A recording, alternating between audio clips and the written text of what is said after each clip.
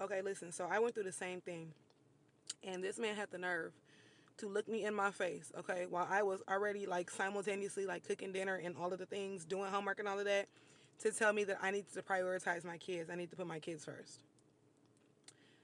So I sat on it for a couple of days and I let it process. And when it was time to talk about it again, I told him, I said, "You grew up seeing your mama do everything, and you didn't realize that that was not normal." So when a man be like, "Oh, my mama was, the backbone, and she did this and she did that," and they name off all these things that their mom did, and they think that it's admirable, that's a red fucking flag. So for me, with my boys, I tell my boys now, like, yes, of course I expect them to help and do what they do. But I always remind them that you guys are not the man of the house. A lot of women like that, they make their sons the man of the house. So with one of my exes, that was the situation.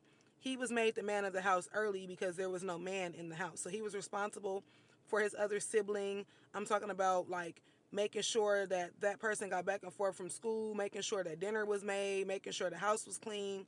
A parentified oldest sibling, right? And I went through the same thing, but I noticed that it manifests differently in boys and men. So with my sons, I always tell them, "Mommy is doing this because she has to. This is not normal, and your wife will not be doing the same thing. And when you get grown and you become somebody's husband, if I find out that your wife is doing the majority of the labor, we're going to have a problem because I'm not raising you like that."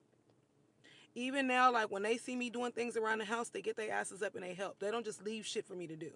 A lot of these kind of mamas, they either put everything on their boys or they did everything themselves and just complained and cried about it, which is why when we complain and cry about it, it's whatever because that's what they're used to.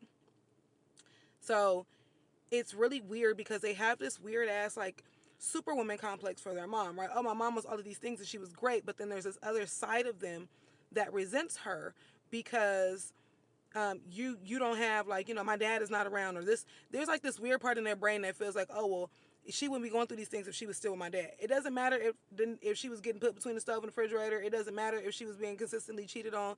None of that matters because they will literally take the feelings that they have for that absentee father and then they'll still find a way to make it her fault.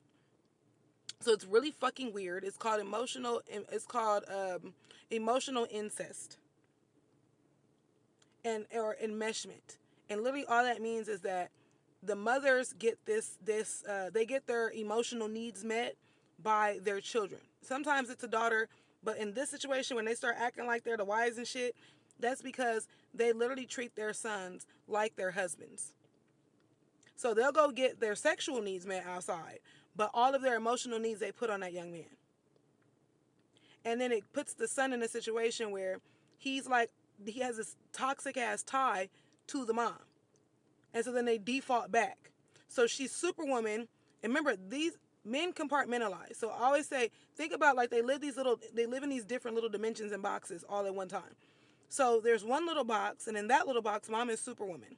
And mom did all of the things, and mom is so great. But in this other box, they resent mom for having to be superwoman.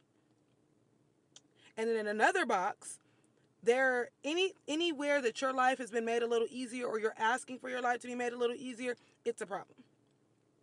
Because my mama didn't have to go through that. My mama made it work. My mama was emotionally neglected and it worked. My mama worked 72 hours a week, but she made it work. That's how they treat us. So there'll never be a person like that will never be able to understand or even give a fuck about your feelings because my mom did more with less.